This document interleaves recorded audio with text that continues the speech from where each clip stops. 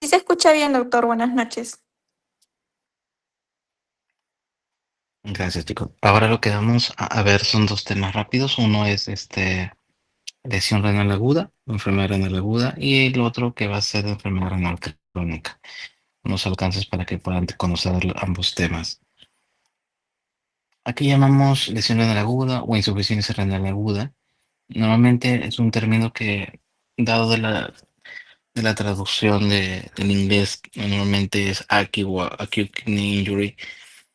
Hemos dado diferentes conceptos. Antes se lo solía decir insuficiencia renal aguda, otros lo llamaron fallo renal agudo, otros como lesión, daño, injuria o disfunción renal aguda. No existe una uniformidad en los criterios para poder definirlo como tal. Entonces se hizo un consenso latinoamericano donde se decidió tener una terminología ya más aceptada. Le conocemos como lesión renal aguda cuando el tiempo de evolución de este daño renal va a ser menos de 7 días. Con los diferentes grados que vamos a ver según la clasificación que les voy a poner después. Consideramos ya como enfermedad renal aguda cuando este periodo se extiende por encima de los 7 días. Un periodo de recuperación, ya que puede ser temprano o tardío, y consideramos enfermedad renal crónica si este daño es persistente después de los 3 meses del episodio agudo que puede haber presentado el paciente. ¿Ya? Entonces, de ahora en adelante lo vamos a conocer como lesión o enfermedad renal aguda. ¿Qué definición nos puede dar de esto? Normalmente se refiere a un deterioro brusco de la función renal, ¿ya? Que va a dejar una alteración en la eliminación de sustancias de desecho y una incapacidad para mantener el estado hidroelectrolítico y ácido base. ¿Ya? El principal marcador analítico que vamos a tener es la creatinina. Por más que es un marcador antiguo, ya es generalmente al alcance de todos los países, es barato, es fácil de interpretar. Entonces, por más que sea antiguo o tengamos mejores, en realidad es el más práctico para nosotros. El principal dato clínico, aunque no es constante, es la diuresis. Algunos pacientes con este evento agudo pueden presentar alteración como ligonuria o anuria, u otros solo simplemente la elevación de creatinina y nada más. Ya es importante destacar que no es un proceso fijo y estable y puede manifestarse de forma muy variable. Normalmente siempre diagnosticado, ya no, no existe una falta de consenso en criterios diagnósticos. Normalmente solo se diagnostica en pacientes en los que se busca. Uno puede estar hospitalizado por diferente motivo, por diferentes, por uso de antibióticos, contrastes, porque esa gente puede presentar elevación de creatinina y nunca se supo, o no lo interpretaron como algo que debería manejarse. Entonces, no diagnosticamos más que todo, o lo más frecuente es que lo diagnostiquemos en áreas críticas, ¿no? Donde que tienen un mayor control de esto, ¿no? Durante el tiempo han habido diferentes criterios diagnósticos de esto. Antes usaba Hyper-Rifler o Vinalakin. Y la que actualmente usamos nosotros del 2012 es la clasificación de CADIGO. CADIGO utiliza dos parámetros, como dijimos, la creatinina y el flujo urinario, ¿ya? Y nos da tres estadios, ¿no? Cuando hablamos del estadio 1 nos hará un aumento de 0,3 miligramos en los primeros 2 días o 1,5, 1 veces sobre el basal en los primeros 7 días. Ya, un estadio 2 cuando el aumento de la creatinina es en 2 veces a 2,9 veces el basal en los primeros 7 días. Y un estadio 3 cuando es 3 veces más del basal, ya, o mayor a 4 independiente de la creatinina basal, o cuando por diferentes motivos el paciente necesita inicio de terapia en el vaso renal, también lo consideramos como un estadio 3 de enfermedad renal aguda. Ya, cuando vemos el volumen urinario, nos da más que todo es por el tiempo de oligonuria que puede presentar el paciente. Un estadio 1 cuando el flujo urinario es menos de 0,5 mililitros kilogramo en las primeras 12 horas. Un estadio 2 cuando se extiende por más de 12 horas. Y un estadio 3 cuando el flujo urinario es menor a 0,3 por kilo en las primeras 24 horas o anuria más de 12 horas. Ya no es para que lo sepan de memoria, más que todo porque lo tengan presente. La creatinina es el principal indicador analítico utilizado para diagnóstico de lesión anal aguda. Va a variar mucho de acuerdo a la edad del paciente, género, la masa muscular, el estado de hidratación, el estado de nutrición del paciente que podamos evaluar. ya, generalmente su elevación es tardía, ya, puede elevarse después de 24 o 48 horas del inicio o daño que presenta el paciente. A veces no se eleva hasta que hay un compromiso de masa renal hasta del 50%, ya, por lo que a veces un niño con una lesión renal aguda severa puede todavía esta elevación de creatinina demorar, ya, o está ligeramente elevada nada más, o si está con sobrecarga de volumen, la creatinina puede estar diluida y no notarse. Pues que a veces el diagnóstico es no solo por parte de la creatinina, sino depende mucho del balance y los intereses del paciente, ya. Como mencionamos previamente, la diuresis es el principal indicador clínico, ya. Normalmente solo en áreas de pacientes críticos o en áreas donde requerimos un balance adecuado podemos objetivarlo. Ya, en pediatría es a veces difícil la medición porque la gran mayoría del porcentaje de pacientes que tenemos son lactantes, entonces la forma de medición de diuresis en ellos, si es que no están con sonda, es por el peso de pañal, y a veces esto no se hace de forma correcta, ¿no? Lo hacen en blog, lo hacen en grupo y los técnicos no nos ayudan mucho en este campo. Y el grado de liguria que puede presentar el paciente se va con peor pronóstico en ellos, ¿no? Esta es una tabla que podemos ver los valores de creatinina normales de acuerdo a edad. Nosotros manejamos en los pacientes, si tiene un basal previo, o sea, un paciente que por una evaluación clínica que tuvo con su pediatra le tomaron un valor de creatinina. Puede tener 2 añitos y tener una creatinina basal en 0,2, ¿ya? Entonces consideramos esa creatinina como su basal, ¿ya? Pero si no tuviéramos un basal previo del paciente, o sea, primera vez que se evalúa, primera vez que le toman creatinina, podemos guiarnos de estas tablas, ¿ya? El método que nosotros en el país medimos creatinina es por el método de Jaffe, ¿ya? En otros países, como Estados Unidos, usan otro método un poquito más exacto, que es el método enzimático, ¿ya? Pero como regla, ya se esta tabla, en este caso el método Jaffe, para que por edades y si existe un basal, puedan ver cuál es el rango de normalidad, cosa que si sale de esto, podemos interpretar que sí hay una elevación de CREA y tenemos que empezar a ver qué podemos hacer para que esto no siga progresando. La etiología en los pacientes hospitalizados normalmente sí es multifactorial.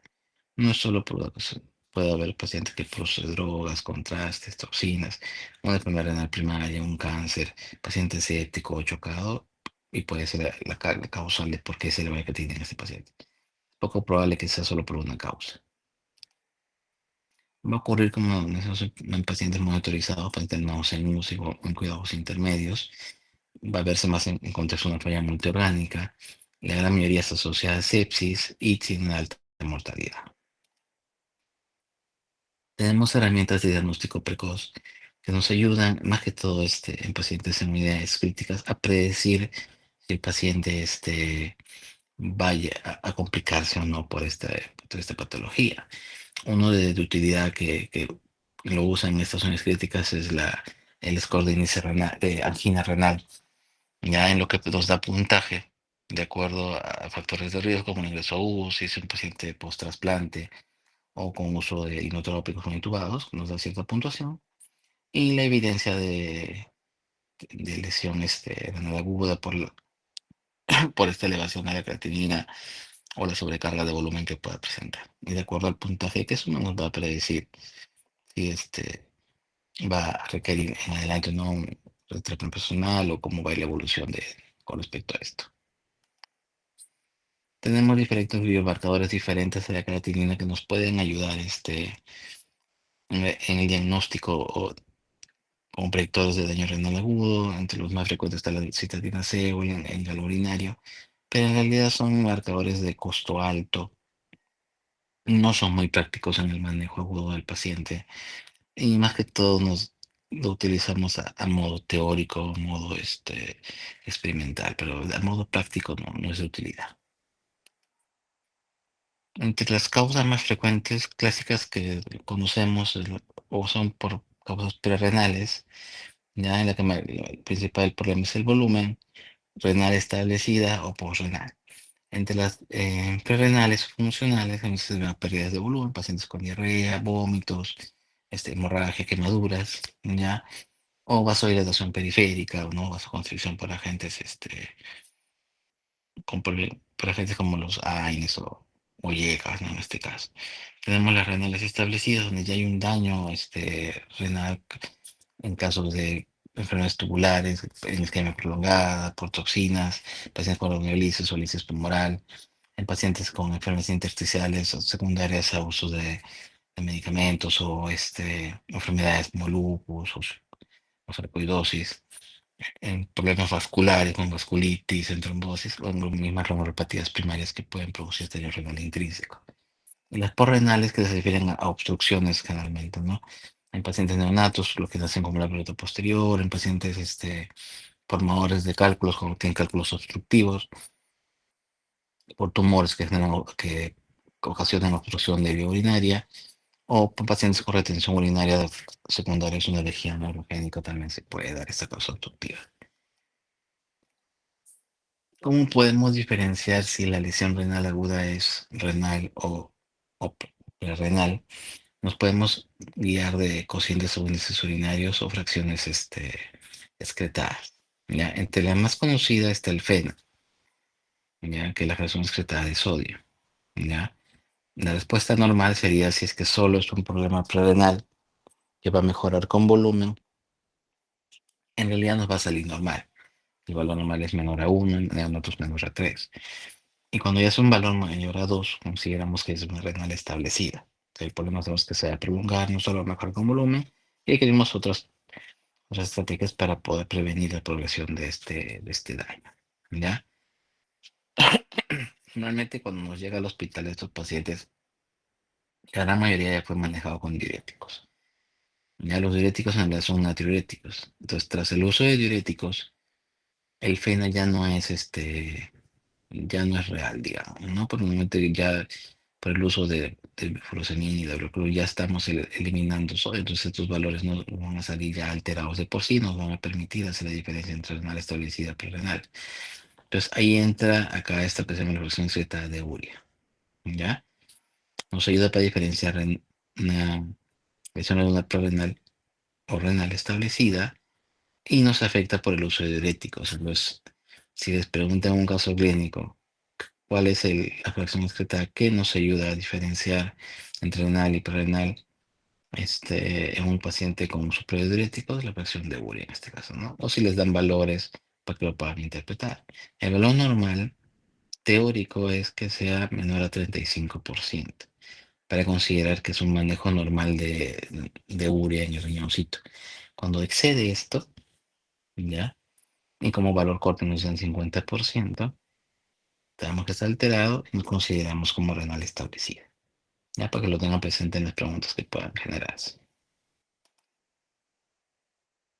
¿Cómo evaluamos los pacientes? Como todo paciente crítico, pues, vemos el hemograma, el bioquímico para poder ver la urea, creatinina, electrolitos, gasometría para acidosis.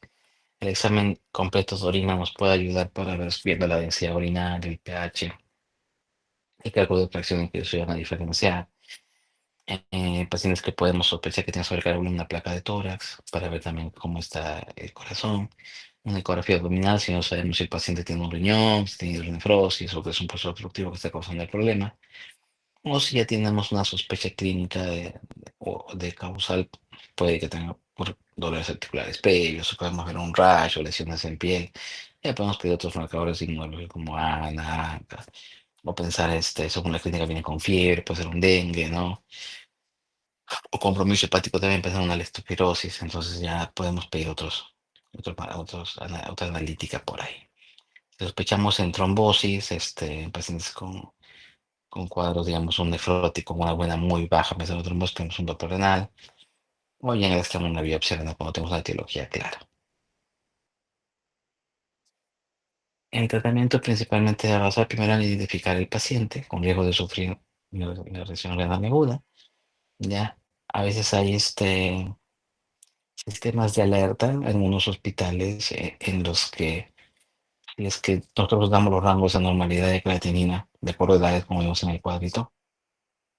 Si en este paciente, digamos, su rango de normalidad está en 0,3 y 0,6, digamos, para la edad, y vemos que en un examen le sale 0,7, 0,8, que para el médico tratante en realidad le puede parecer una elevación, no insignificante, pero no perceptible en ese momento. El sistema automáticamente te manda una interconsulta. Ya son los sistemas alertas de aquí. Ya, entonces uno va, evalúa qué puede pasar pasado, capaz de ir un poco volumen el día previo, la dosis de antibióticos estaba muy alta, o el dosaje de vancomicina salió elevado, o le hicieron una tomografía hace 2 días y la clave de pronto se está elevando. Entonces nos permite actuar antes, modificar ciertas cositas o advertir al médico, bueno, requiere un control de creatina en 48 horas para cualquier evolución, y de esa manera prevenimos que siga progresando. Ya, acá en el país solo ha puesto este sistema de alerta en el Hospital Niño San Borja, pues, se está innovando un poquito, y el sistema automático en teléfono. También lo malo que eso genera también el acceso a interconsultas para poder evaluar pacientes críticos. Otro punto, si hay riesgo, tenemos que dar un soporte médico adecuado, limitar nefrotóxicos y contrastes que pueden empeorar el cuadro. Ya si es algo establecido, tenemos que identificar la causa, hacer una exploración física adecuada, la analítica que sea pertinente, y si es una causa que se puede corregir, lo hacemos. ¿Ya? Y tenemos que monitorizar diuresis, tener un balance estricto en este pacientito. La mejor forma de tener un balance es con el peso diario. Ya vamos a manejar líquidos y electrolitos evitando la sobrecarga hídrica, que en realidad es bien peligrosa. Y si es necesario, iniciar un tratamiento sustitutivo renal. Cadigo nos da este cuadrito que es antiguo, pero bien didáctico, donde nos dice cuál es lo previo, ¿no? Que tenemos que hacer de acuerdo al riesgo, ¿no? y el estadio a que podemos necesitar en este pacientito.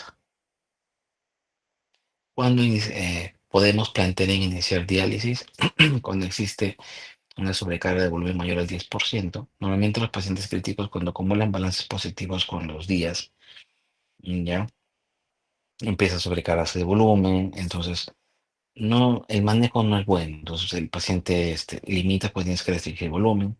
Los parámetros ventilatorios los tienes más elevados, ¿ya? Entonces el paciente poco a poco se va complicando. Ahora el paciente que está con sobrecarga de volumen, la creatinina se diluye. Entonces la elevación de esta no va a ser muy alta, ¿ya?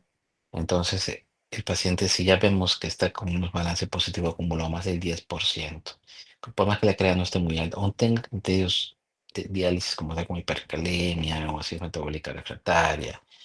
Entonces, planteamos ya inicio de terapia para manejo de volumen. Eso nos permite bajar a veces parámetros de ventilador y prevenir que el paciente se complique más, ¿no? Una cosa es iniciar diálisis en un paciente estable que iniciar diálisis en un paciente completamente inestable, ¿no? O con falla multiorgánica. Entonces, el manejo es más sencillo en un paciente que está un poco, como digamos, en una meseta en la que podemos actuar y evitar que se complique, ¿ya? Edema agudo pulmonar es una indicación absoluta. La uremia, como tal elevación de urea a un paciente, no es indicación de diálisis, a menos que se asocie a encefalopatía. Ya si se asocia a encefalopatía, sí es indicación de diálisis aguda en ese momento. La hipercalemia persistente, a pesar del manejo médico que podamos usar, si tienes diuresis o la hipercalemia en paciente anúrico, son indicaciones de diálisis. Acidosis metabólica persistente a pesar del tratamiento médico, hiponatremia refractaria y sintomática, hiperfosfatemia e hiperuricemia severa cuando se asocia a síndrome de lisis tumoral, ¿ya? Hiponatremia en pacientes con errores en mitos de metabolismo, que también sea refractario al tratamiento médico, o envenenamiento de intoxicaciones puede ser por diferentes litio, salicilato, metformina, sovalproaco, que también son refractarios al tratamiento médico, son indicaciones dialíticas. Tenemos diferentes modalidades de terapia de reemplazo renal. En realidad hacemos la que sea más práctica para nosotros. Entre las más conocidas está la diálisis peritoneal, en la que usamos el peritoneo como una membrana semipermeable para poder generar el intercambio entre el líquido de bolsa que aplicamos, que tiene una cantidad de electrolitos menor que la del plasma del paciente. Entonces genera un intercambio y una concentración de dextrosa que ayuda por arrastre osmótico poder eliminar volumen. Creo que la corrección es un poquito más lenta. Tenemos la hemodiálisis, que también son correcciones un poquito más rápidas, son terapias de 2 a 4 horas, y con menos volumen en los primeros días. ya genera un cambio brusco a veces de volumen, los pacientes pueden decompensarse y necesitan un acceso venoso, pues, ¿no? Tenemos terapias lentas para pacientes en cuidados críticos, en las que nos toma más tiempo esta remoción, cosa que no le quitamos una buena cantidad de volumen al paciente, evitamos las descompensaciones, y las terapias continuas que ya son en 24 48 horas, más para pacientes extremadamente críticos. Ahora vamos a ver lo que es RC en pediatría, los alcances nada más. Normalmente el daño renal durante más de 3 meses, como mencionamos, ya, con cambios estructurales o funciones del riñón, con descenso de la circulación glomerular. Como teoría, es una tasa menor de 60 por mililitros por minuto por 1,73 de esfuerzo corporal por más de 3 meses. Puede ser mayor a 60 cuando tiene como antecedente daño estructural, proteinuria, luminuria o alteraciones tubulares. Ya, como definición, la clasificación normal, tenemos un estadio 1 cuando es mayor a 60, ya, pero es asociado a alteraciones que pueden ser de malformaciones urinarias, proteinuria, hipertensos. Ya, un estadio 2 está entre 60 y 89, ya. Un estadio 3 que va entre 45 y 30, entre 60 y 30, disculpa. Y los dividimos en dos estadios 3A, 3B. Hay un estadio 4 que está entre 15 y 29 y un estadio 5 cuando la circulación glomerular está menos de 15. Normalmente los pacientitos ya los orientamos para inicio de diálisis a partir del estadio 4. De las causas más frecuentes, ya, en niños, a diferencia de adultos, que las causas más frecuentes son hipertensión o diabetes, en niños las causas más frecuentes de enfermedad renal crónica son las malformaciones del tracto urinario, lo que se conoce como CAC. Ya, en las de diferentes edades siempre va a ser la causa más frecuente. Las segundas causas son las glomerulopatías primarias, ¿ya? Luego vienen las enfermedades, las secundarias o las enfermedades quísticas renales, poliquitosis renal,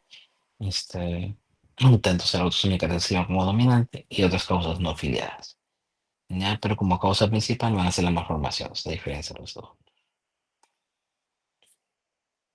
Los pacientes con ORC deben ser evaluados para determinar primero el diagnóstico, ¿ya? La gravedad de determinar el grado de función renal que pueda tener, factores de riesgo modificables que podemos actuar para evitar la progresión de esta RC, las complicaciones propias del enfermedad crónica como anemia, acidosis, daño mineral óseo, y el riesgo depende de la pérdida de función de renal residual que pueda tener el paciente. Y el tratamiento debe incluir terapia específica basada en el diagnóstico del paciente, las estrategias para poder identificar o detener la progresión de la enfermedad renal, prevención y tratamiento de las complicaciones, preparación para el inicio de terapia de reemplazo renal, y reemplazo de la función renal que puede ser por diálisis o el objetivo final que es el trasplante. Nuevamente, iniciar con una análisis al paciente y al familiar. Como son niños, hay que tenemos que hablar bastante con los padres o el familiar que cuida al paciente. Un examen físico y la toma de presión arterial. Haber antecedentes importantes, peso de nacimiento, hiperparesis, hipoxia, infecciones perinatales. La, a nivel prenatal, el riñoncito termina de desarrollarse con la cantidad de nefronas normal a las 36 semanas de edad gestacional. Por ende, un paciente prematuro, que sea de 30 a 32 semanas, va a nacer con menos carga nefronal. Entonces, son factores importantes para el desarrollo de este problema. Ya vemos antes familias de hipertensión, lipidemia, litiasis, enfermedades renales primarias, ya, o diabetes, o si el papá o un tío o diferentes familiares hayan podido tener RC o fallecieron con RC, estos datos son importantes en este caso. ¿Cuándo podemos sospechar que hay un compromiso renal con un paciente? Cuando tiene incapacidad para mantener el muestreo del medio interno, pacientes con ácidos persistente, cuando tienen problemas de un aumento de diuresis, ¿no? Como paciente con poliuria, lituria, enuresis, o sea, como que el paciente no concentra bien. Ya eso también nos orienta que puede haber ya un causal crónico en este problema. Pacientes con hipertensión primaria también, pacientes con anemia trombocitopenia que no responden al tratamiento con hierro, tenemos que ver de todas maneras cómo está la función renal en general. Pacientes que no ganan buena talla, ya alteraciones óseas, ya como pacientes con genoval o genoval, y debe ser por rendimiento escolar o alteración de la atención. ¿Cómo podemos estimar el filtrado glomerular? Lo podemos hacer de dos maneras. El primero es por la fórmula de Schwartz, en la que la manejamos según la talla del paciente. El centímetro lo multiplicamos con una constante y lo dividimos entre la creatinina del paciente. ¿Ya? Nos dan valores normales del valor de la constante de acuerdo a la edad del paciente, si fue bajo peso nacer o no. ¿Ya? Y si es varón o mujeres también tienen una constante diferente. ¿Ya? Luego esta puede sobreestimar la depuración de creatinina un 15%. Normalmente se usa para paciente crónico. Ya ha habido la mala interpretación de usarlo para pacientes agudos, no es de lo real. Ya la forma más exacta de poder nosotros medir la función renal en pacientes críticos como tal, que nos puede ayudar esta fórmula del cálculo de depuración de creatinina.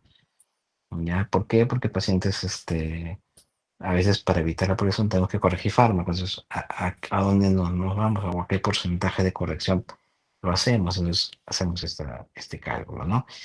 Necesitamos dos, tres datos. Primero, tomar una creatinina en orina, una crea en sangre, ya del mismo día, ver el volumen urinario del día previo, lo dividimos entre los minutos de la junta de orina, si es 24 horas son 1440 minutos, si fueron 12 horas 720, ¿ya? Lo multiplicamos por la superficie corporal de los 70 kilos, y lo convertimos con la superficie corporal del paciente, ¿ya? Como mencionamos, estas ecuaciones no deben ser utilizadas para procesos agudos, pero más que todo para pacientes crónicos, pero nos pueden ayudar. En un lactante, ¿cómo lo haríamos?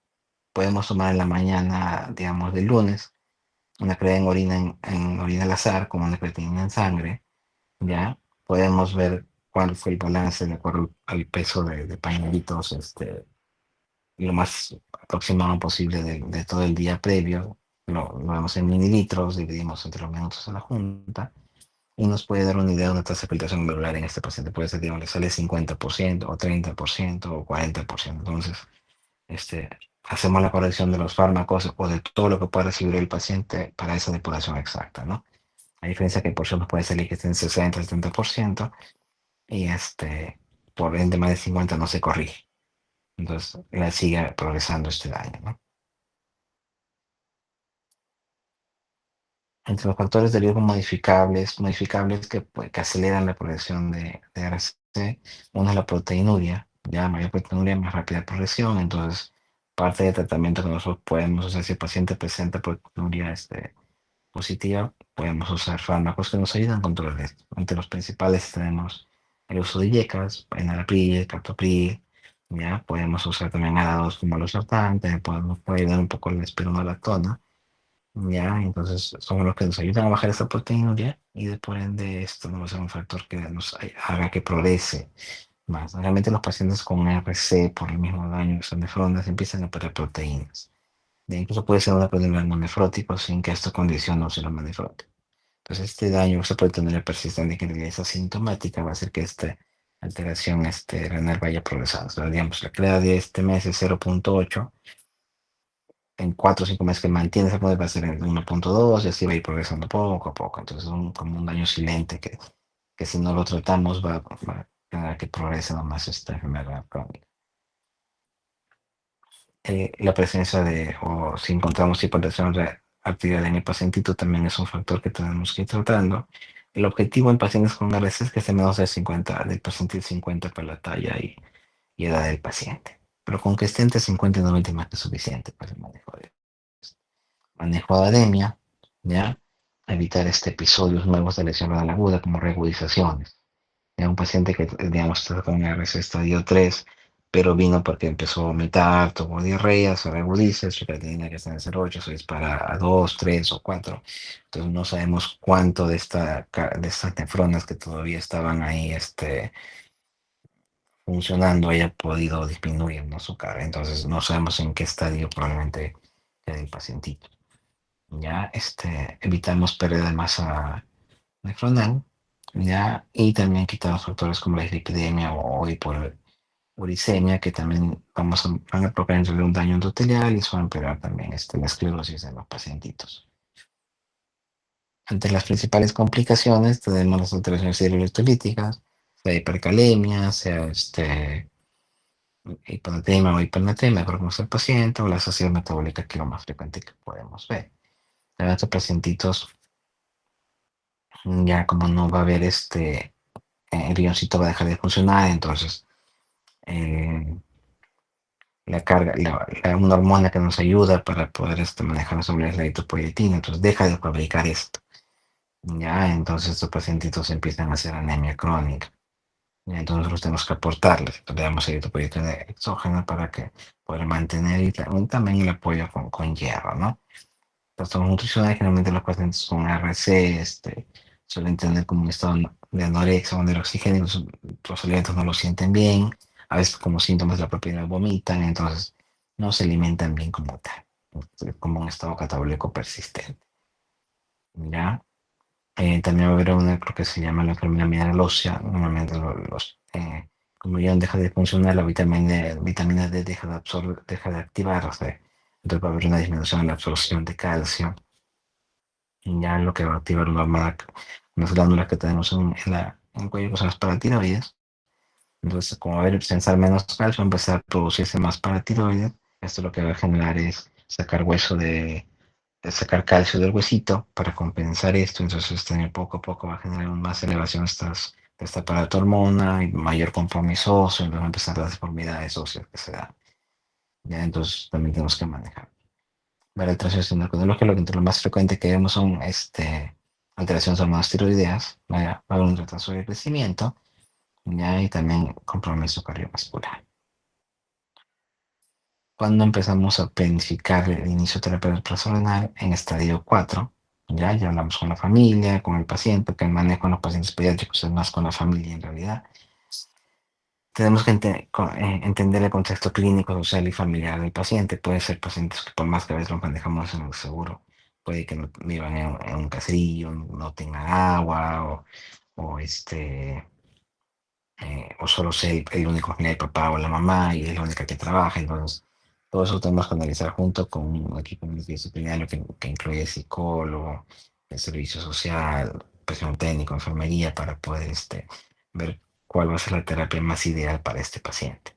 Ya tenemos que optar por diálisis peritoneal, que en realidad es lo más fisiológico para el paciente, más fácil de manejar, menos complicaciones se da.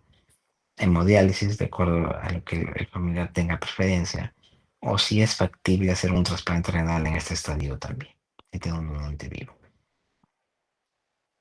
¿Qué criterios tenemos para nosotros poder decidir si el paciente requiere o no terapia en paso renal? Primero, que el paciente se estanque en lo que es su curva de peso y talla, ¿no? Si a pesar de todo lo que podemos hacer para manejar médicamente este problema, el paciente no crece, está desnutriéndose poco a poco, se detiene la tallita, pues ya es un criterio como para poder plantear, por más que no tenga criterios claros, y eso en el caso de terapia en paso renal. Inadecuado manejo de volumen, ¿no? Pues está hipertenso severo o hipertenso refractario al tratamiento y empieza a tener problemas cardíacos por este cúmulo o ganancia de peso. Ya todo esto genera daño, nos obliga ya que a pesar de los diuréticos que le podamos dar, necesitamos ya la terapia para manejar volumen. Ya cuando médicamente ya no podemos manejar el potasio, ya, o cuando ya se genera por esta urea elevada un hemodiámico, ¿no? Pues desnutrido, compromiso neurológico, en vez de ser acúmulo de líquido en diferentes serosas, también son indicaciones de esto.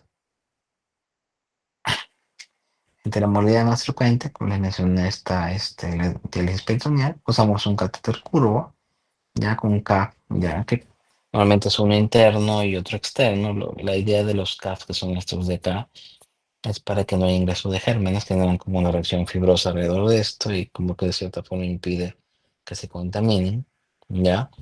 La posición correcta es que quede por debajo de las espinas, ¿ya? Y la idea es usar una solución, normalmente tienen como, que tienen dextrosa, ya que nos permite hacer una carga osmolar para jalar agua, tienen cierta cantidad de electrolitos, tienen su potasio en solución normal es de 2, el paciente normalmente son hipercalémicos, entonces al ingresar este líquido del peritoneo, que lo hacemos según su superficie corporal del paciente, genera un intercambio, como se mantiene un tiempo en cavidad abdominal, va generando cambios ahí, va generando disminución en sangre y acúmulo en este líquido. Pasa un cierto periodo de tiempo, drenamos el líquido y repetimos, volvemos a infundir y así está el paciente. 24 horas, el paciente está dializando 24 horas con este líquido en el abdomen, ¿no? Lo único malo que tiene que haber alguien que le haga el proceso, pues, ¿no? Entonces ya ahí como que demanda que uno de los padres tiene que estar constantemente con su hijito y eso limita a veces en la parte de economía familiar porque ya no trabaja la mamá o no trabaja el papá, ya y eso también genera estrés en el familiar, ¿no? La otra modalidad tenemos lo que es la hemodiálisis en la que usamos un acceso venoso, puede ser por uso de catéter, ya que vemos acá también que tiene un CAF, el catéter para evitar la contaminación. O también puede ser por una fístula arteriovenosa. La fístula arteriovenosa lo que hace en realidad es conectar una arteria a una vena superficial para que ésta crezca y podamos ahí colocar las agujas de diálisis, ¿no? Pero a veces en los pacientes pediátricos por cosas, ya por mano, quirúrgica, en realidad el cirujano que no tiene mucha experiencia en lo que es cirugía microvascular no podemos, no pega o no se puede realizar, ¿no? Más algo, un problema más técnico. Normalmente la hemodiálisis lo que se solicita o se necesita son por lo menos 12 horas a la semana. Nada más que el paciente vaya 3 a 4 veces por semana a las sesiones. Cada sesión puede durar 3 horas y media, 4 horas. ¿Ya? Lo único malo de la hemodiálisis es que demanda tiempo y limita mucho al paciente, mejor son pacientes anúricos. Los pacientes con RC, cuando son secundarios a glomerulopatías, rápido pierden su diuresis residual, su dejan de orinar. Los que son secundarios a malformaciones, por lo menos mantienen un buen tiempo todavía la diuresis, lo que ayuda a manejar lo que es volumen, ayuda a manejar lo que es la presión arterial. Cuando veo un pacientito anúrico es más difícil, entonces no podemos sacar por porcentaje de peso del paciente mucha cantidad de volumen entre sesiones. Limita que el paciente no tiene que tomar mucho líquido, no se alimenta bien, o se sobrecarga mucho de volumen y esa sobrecarga genera daño en su corazoncito, en los vasos, en todo, ¿no? Entonces usamos nosotros como segunda opción, a menos que el familiar o si técnicamente por malformaciones, últimas operaciones, cualquier cosa no podemos hacer el espíritu. Y trasplante renal, ya, que es el objetivo final en estos pacientitos, lo que hacemos es, si es donante cadavérico, realmente por muerte cerebral, ya el familiar de ese pacientito acepta la donación, los riñones que van directamente a los niños son menores de 18 años, y menores de 25 va a bolsa común. Ya un donante va para 2 pacientes porque le colocamos en un solo riñón. Nada más lo colocamos en fosa ilíaca derecha, extraperitoneal. Ya lo conectamos a bajos ilíacos. Ya, y normalmente este riñoncito del donante lo colocamos en el paciente, descampan los vasos y ven cómo se pone rosadito. Y a veces, dependiendo del tiempo que pueda haber estado entre la extracción y el implante, empiezan a orinar automáticamente, ¿no? Claro que tampoco es tan sencillo como se ve casi, ¿no? El paciente de todas maneras es un órgano que no le pertenece, tenemos que suprimir al paciente, esta inmunosupresión lo que genera el mayor riesgo de infecciones, de enfermedades oportunistas que a nosotros no causan daño, pero a un paciente inmunocomprometido sí, y es un tratamiento de por vida. Ya, un riñón cadavérico normalmente dura de 5 a 10 años promedio, un riñón vivo puede durar hasta 15 20 años, a menos que se complique o presente que es problema. Y la idea de nosotros es prolongar la vida. Yo no voy a esperar que mi pacientito que lo trasplanto a los 10 años va a vivir hasta los 80 años. Eso no se da. Ya normalmente le puedo ganar tiempo, ¿no? Digamos, su niñocito que le colocamos le dure 15 años, digamos, entonces va a llegar hasta los 25 años. Probablemente a esa edad ya va a empezar a reiniciar diálisis, a estar en diálisis unos 3 4 años, ahora llega a 29 30 años. Digamos, si tiene suerte se vuelve a trasplantar. Ya un trasplante ya con una carga inmunológica previa de sensibilización, probablemente le dure 5 o 10 años, ya entonces promedio de que viva solo 40 años el paciente, ¿no? Pero en realidad es prolongar la vida, generar buena calidad de vida y y ese es el objetivo nuestro, ¿no? Ya por eso trabajamos en modelo de mano siempre con los nefrólogos como para poder ver cuál es el mejor manejo para cada paciente. Y eso sería todo por esta clase. ¿Alguna pregunta, chicos?